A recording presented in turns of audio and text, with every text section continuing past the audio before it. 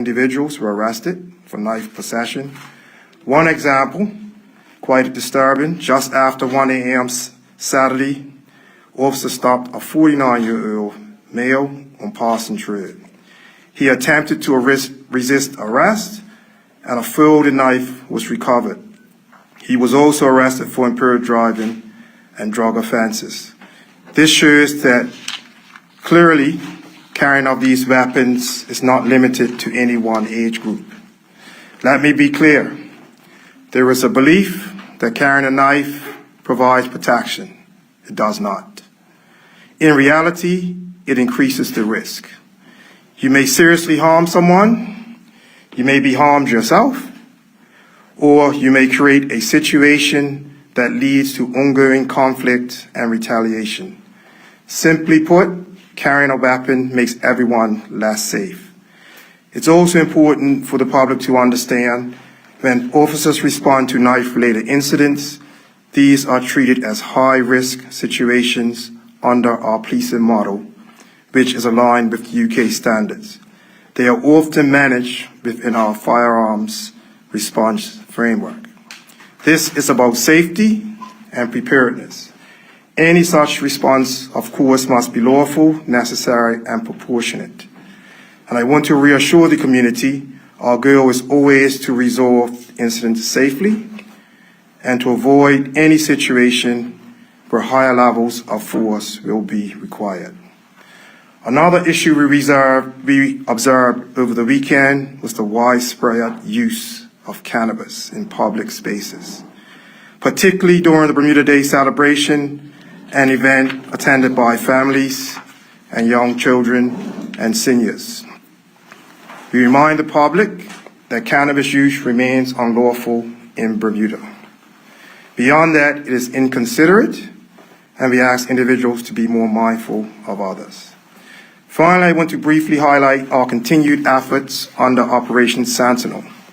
This is a targeted policing approach focusing on organized criminal activity and includes increased use of police powers, targeted stop and search, high visibility patrols in key areas, and the execution of search warrants under current legislation. This work is ongoing and is designed to prevent violence and protect our communities.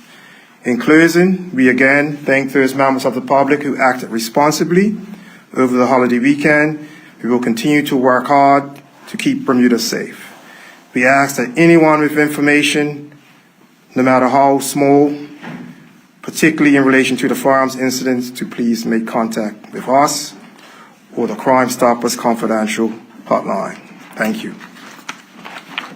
Any questions?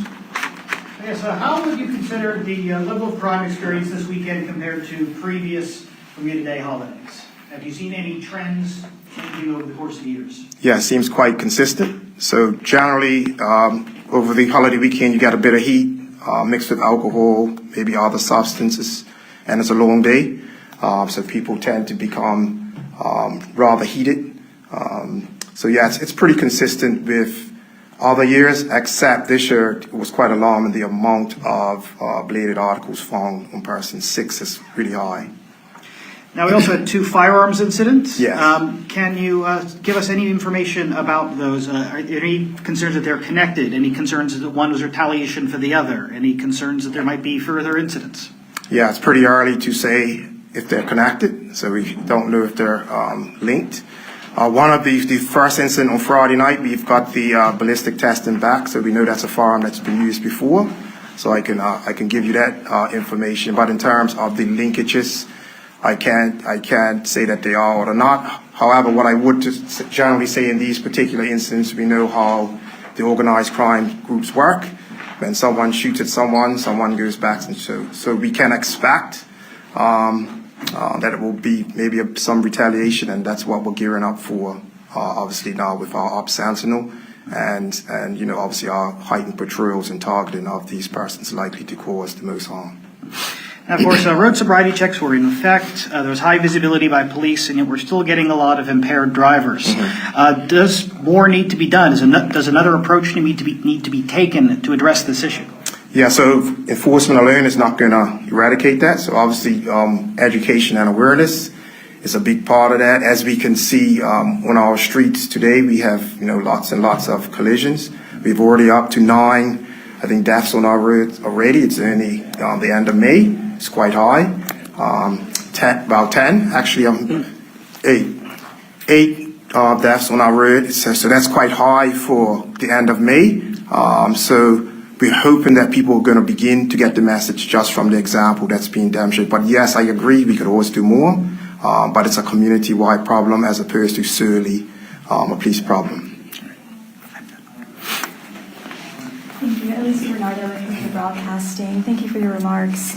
My first question is, given the number of troubling incidents that we've seen over the Bermuda Day weekend, is the BPS planning, any increased enforcement operations or changes to your current patrol strategy?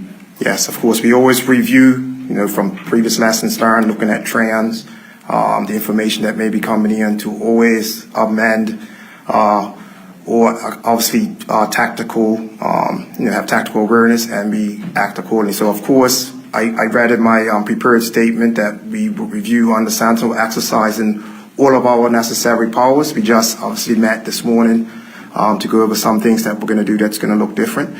So hopefully that can get us some of these firearms off the street because it's quite dangerous. But the message, like I said, I really, really want to send to people is people that don't have access to firearms carry bladed articles. Bladed articles, a lot of people often believe it's a protection mechanism, but it's not. It's nowhere in studies or in science that shows you that carrying a bladed article can protect you. So I think it's quite important that people recognize that they're increasing the level of risk rather than reducing. Okay. And you also noted that there was a particular concern surrounding the widespread use of cannabis in public places. Mm-hmm. Were any of the total number of arrests made in relation to cannabis possession or use? Yes. We actually made quite a large arrest at the airport this weekend for possession of cannabis. It just demonstrates they will take any steps to get it into the island. I mean, notwithstanding the legislation sometimes can be, in some people's eyes, conflicting. There's nothing there that says that you can use cannabis. I know the 7 grams or below 7 grams may have exercised some confusion amongst others, but it doesn't say anywhere in the Misuse of Drugs Act that you can use cannabis. So people just have to be mindful. I know in the wider world, it's becoming more and more relaxed. I just think people need to exercise some respect for persons around them, and really act accordingly. Understood. And I know it's too early to determine if the firearms incidents were related in any matter, but this escalation in activity, is it at all concerning to police that there might be an escalation in gang activity or organized crime? Yeah, when firearms are used, it's always a concern to police, right? Rather than to one firearms incident, 2 or 3.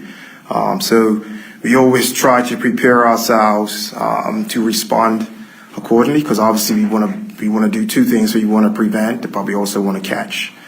So as I said, we have taken steps and measures to kind of amend our front line on policing, tweaking it just a little bit as we get the requisite information and as the behavior continues to ramp up and change. But having said that, we haven't had a lot of firearms incidents in the last few weeks, which is a good sign, and suddenly it ramps up. So we just want to make sure we can get a good grip on why it's happening and be able to target the appropriate persons who are creating this higher risk.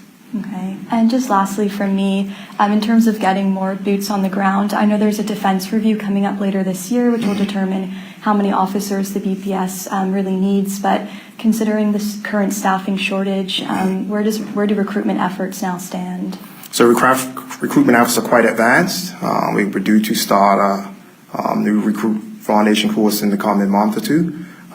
So yeah, it's quite advanced, and we're continuing to try to leverage technology as well to help us on our way, because sometimes the use of cameras and other types of equipment can assist you when you don't have as much hands on the ground. Mm-hmm. And are you able to give a number of how many officers the public can expect onboarded this year?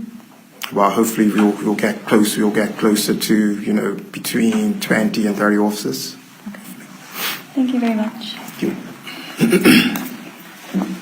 Hi, Owen Johnson Barnes with the Road Gazette. Just one more question. You mentioned earlier that one of the firearms incidents was connected to previous offenses by ballistics evidence. Can you say how many firearms are being used in these crimes right now? I mean, obviously you can't tell how many guns are on the island, Right. but theoretically you should be able to ballpark how many different weapons are being used in these crimes. Yeah, so we did a review middle of last year, probably maybe this time, to look at the number of firearms incidents, how the firearms incidents are linked, how many firearms we seized, how many from ballistics we suspect are being used on the island. So it's around in the range between, I would say, 2006 and 26, maybe the last 20 years. It looks like we're close to 60, 70 different firearms being linked. But having said that, we've seized over half. All right, so 35 more theoretically still out there, give or Right. take. And also to make sure, to put that into context, not all of these, although they've been used, they may not have been used to harm someone or the like. It's just that we found characteristics that demonstrates that this number of firearms are on the island or been on the island. Thank you very much. Yeah. Any other questions? Thank you all for attending and participating. We will hopefully provide a printed copy, a hard copy of the Acting Deputy Commissioner's address this afternoon to you.